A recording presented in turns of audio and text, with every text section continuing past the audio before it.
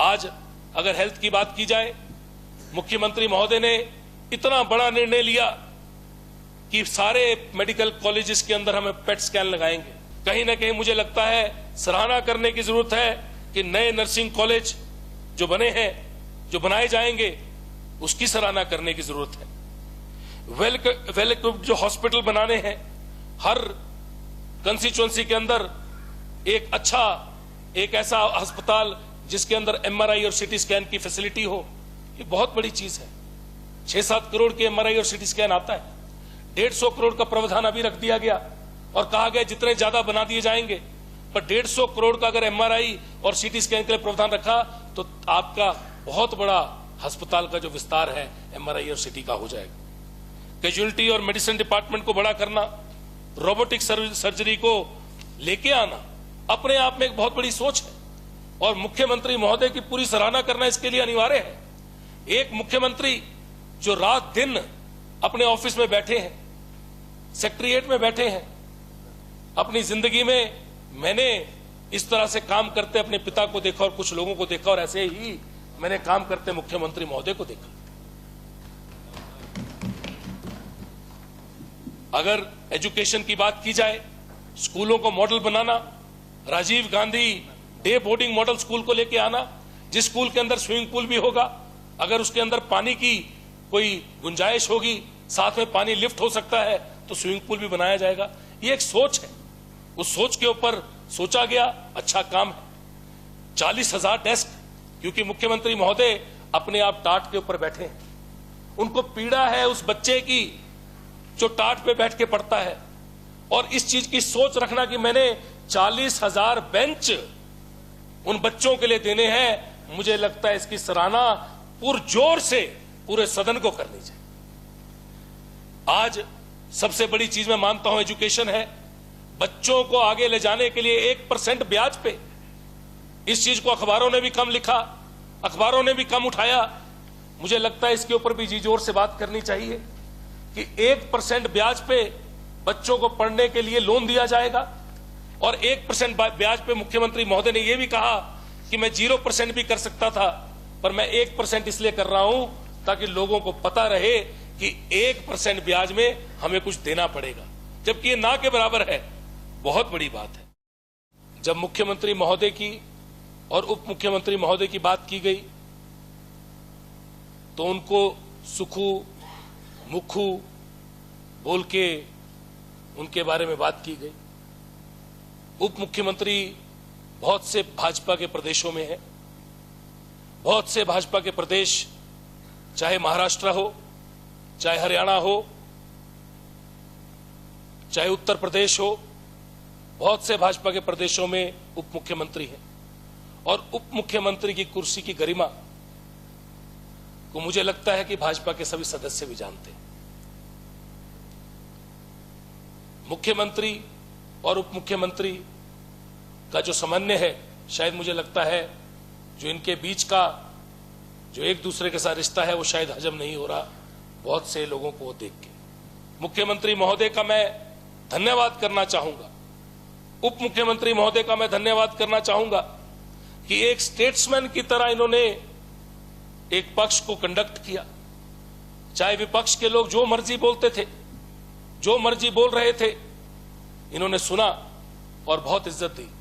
इससे भी बहुत कुछ सीखने को मिला। और आईपीएस डिपार्टमेंट में जो 5,000 नौकरियों का प्रावधान हमारे डिप्टी सीएम साहब ने किया और मुख्यमंत्री महोदय ने इसको आगे बढ़ाया बजट के अंदर, मुझे लगता है कि ये जो मुख्यमंत्री महोदय ने बजट में 5,000 नौकरियों को डाला और आईपीएस विभाग जो कि उप मुख्यमंत्री महोदय के पास है, ये 5,000 बेरोजगारों को नौकरी एकदम देगा और इससे बेरोजगारी के लिए जो हमने लड़ाई लड़ी वो आगे बढ़ेगी।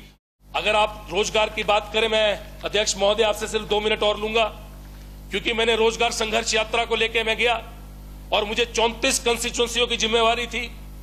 मैं कांग्रेस पार्टी का पूरे देश का सचिव भी हूं, बंगाल का मैं सह प्रभारी भी हूं, और यहां पे प्रदेश के अंदर आधे स्टेट की जिम्मेवारी मेरे को थी और आधे स्टेट की जिम्मेवारी विक्रमादित्य को थी। 34 कंस्टिट्यूएंसियों की जिम्मेवारी मुझे मिली।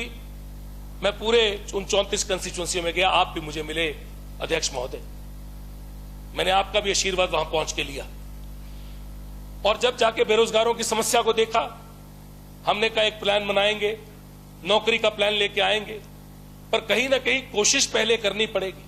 उस कोशिश को आगे करते हुए आज हमारे सदन में जब हमारे विपक्ष के एक सीनियर नेता बोल रहे थे, उन्होंने कहा कि आप इस तरफ से दोगे, उस तरफ से निकालोगे, आप किसी को पावर प्रोजेक्ट लगा दोगे या आप किसी को फिशरी फार्म बना दोगे। भाई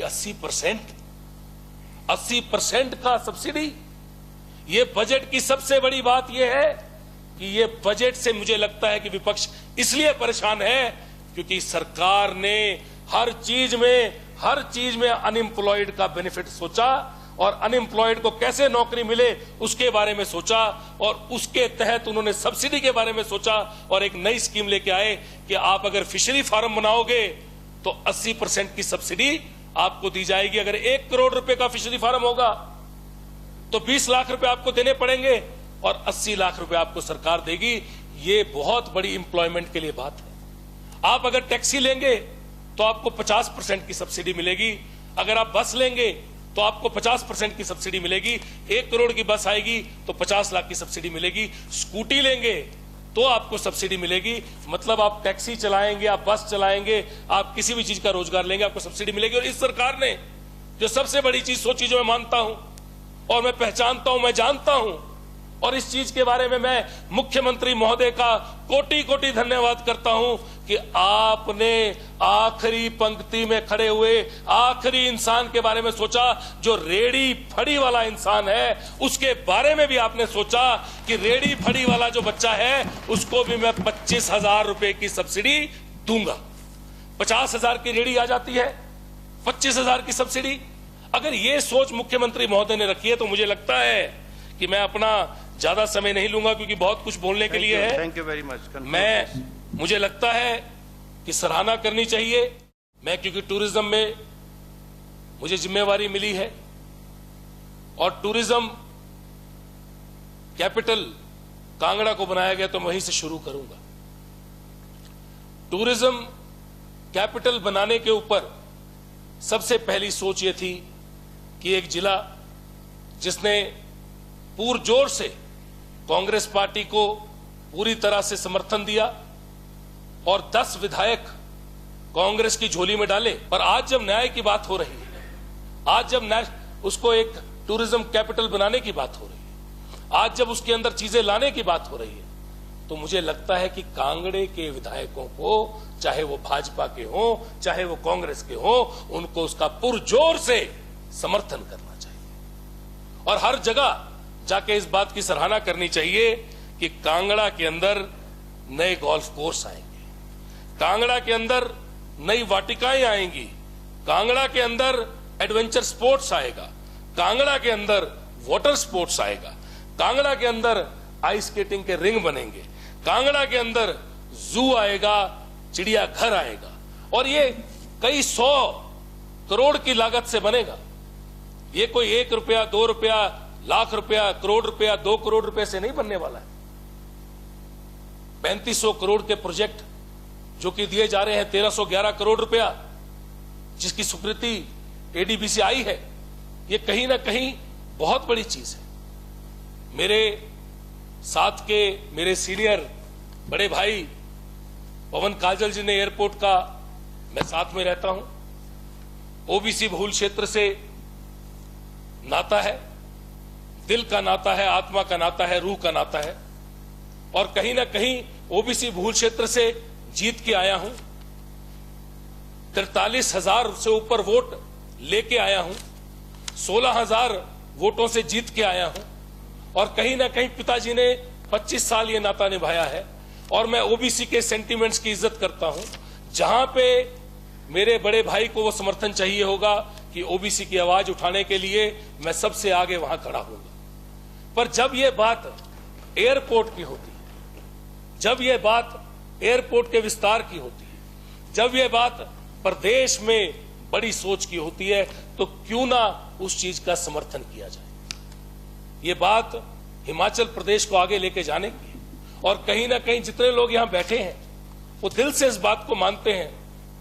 अनुराग ठाकुर जी कई बार बोल चुके, जयराम ठाकुर जी कई बार बोल चुके, भाजपा के कई नेता, बड़े नेता कई बार बोल चुके। तो क्यों आज इस सभा पटल के ऊपर जब मुख्यमंत्री महोदय ने इस चीज के लिए कहा तो क्यों इसकी तारीफ नहीं की गई? मुझे लगता है यह भी अन्याय है और कांगड़ा के साथ यह घोर अन्याय है। जब एयरपोर्ट की बात आती है, भाजपा के कई विधायक इसकी तारीफ करते हैं, तो इस चीज की तारीफ करना भी अनिवार्य है कि ये एयरपोर्ट जो है ये लोगों के हित का है। हेलीपोर्ट्स को आगे विस्तार करने की बात हुई, 30 करोड़ आगे लगाने की बात हुई, बजट की बहुत बड़ी बात थी कि जोड़ना है। मेरी माता का देहांत हुआ, मैंने यहां बजट में पहुंचना था, मैंने हेलीकॉप्टर की सर्विस ली, मैं बजट में पहुंच गया। हेलीकॉप्टर नहीं होता तो पूरी रात लगती, एक दिन वेस्ट होता, मैं नहीं पहुंच पाता। कहीं ना कहीं इमरजेंसी इवैक्यूएशन, अर्थक्वेक आ जाए, मेडिकल फैसिलिटी हो, कहीं पे भी जरूरत हो, एक हेलीपोर्ट की जरूरत जो है वो बहुत सी चीजों के लिए है। और मुझे क्या ये बोलेंगे कि जब एयरपोर्ट का विस्तार होगा तो उस एयरपोर्ट के विस्तार के अंदर भाजपा के विधायक नहीं ट्रैवल करेंगे? क्या उस प्लेन के अंदर ये लोग नहीं बैठेंगे? क्या ये बोलेंगे कि उस हेलीकॉप्टर के अंदर ये नहीं सुविधा लेंगे या उस कंस्टिट्यूएंसी के लोग नहीं लेंगे? जरूर लेंगे, पर क्योंकि अपोज करना है, विपक्ष की भूमिका अदा करनी है, तो मुख्यमंत्री महोदय को खलनायक बोल देना है और कहीं ना कहीं गाना गा देना है कि नायक नहीं खलनायक हूं। नायक उनको लोगों ने बनाया। जब पहली बार एक सदस्य विधानसभा पहुंचता है, वो काफी कुछ सीखना चाहता है और सीखने की नीयत से वो पहली बार विधानसभा के सदन में बैठता है। उसको लोग, विधानसभा के लोग सदन में भेजते हैं और भेजते हैं अपनी बात रखने के लिए, प्रदेश की बात सीखने के लिए, समझने के लिए। और मैं इस तरफ बैठे हुए लोग और उस तरफ बैठे हुए लोगों की एक समान इज्जत करता हूं, क्योंकि सभी लोग अपने अपने क्षेत्र से जीत के आए हैं, अपने अपने क्षेत्र के नुमाइंदे हैं और अपने अपने क्षेत्र में अपने अपने क्षेत्र की आवाज उठाने के लिए यहां पहुंचे। पर आज ये पिछले 2-3 दिन के अंदर जब से मैं यहां पे बैठा, मैंने एक चीज देखी कि बजट सरकार का रखने के बाद और मुख्यमंत्री महोदय ने जो बजट रखा उसके बाद ऑपोजिशन ने सिर्फ एक काम किया, ज्यादातर लोगों ने कोशिश की कि बजट को किस तरह से गलत बोला जाए। बजट में बहुत सारी चीजें थी जिनकी सराहना की जा सकती थी, बहुत सारी चीजें थी जो लोगों को अच्छी भी लगी, दिली दिल सब सोच भी रहे थे कि किस तरह से इन्होंने ये बजट बनाया होगा। पर मैं समझता हूं कि शायद ये सोच है और ये भी सीखने को शायद एक नए सदस्य को मिलता है कि जब आप ऑपोजिशन में होते हो, विपक्ष में होते हो, तो आपको कहीं ना कहीं सरकार की अच्छी चीजों को भी बुरा कहना। मैंने तो सबसे पहले अध्यक्ष महोदय ये कहा कि विपक्ष के साथियों की भी सबसे ज्यादा इज्जत करता हूं मैं, क्योंकि बहुत से लोग वो हैं जिनको मैंने छोटे से देखा है और उनको सुना है। और भी बहुत कुछ सीखने को मिला, जिसमें एक चीज ये भी थी कि खलनायक बोल के हमारे मुख्यमंत्री महोदय को उनके बारे में कहा गया, गाना गाया गया कि नायक नहीं खलनायक हूं मैं। और अगर ये उस पिक्चर का गाना था जिस पिक्चर के अंदर खलनायक की भूमिका संजय दत्त ने अदा की और जिस पिक्चर के अंदर वो मर्डर करता है, जिस पिक्चर के अंदर वो स्मगलिंग करता है, जिसके अंदर वो डकैती करता है, तो मुझे लगता है कि ये सबसे ज्यादा दुख का विषय है कि सदन के अंदर मुख्यमंत्री महोदय के लिए ऐसे शब्द का उपयोग किया गया।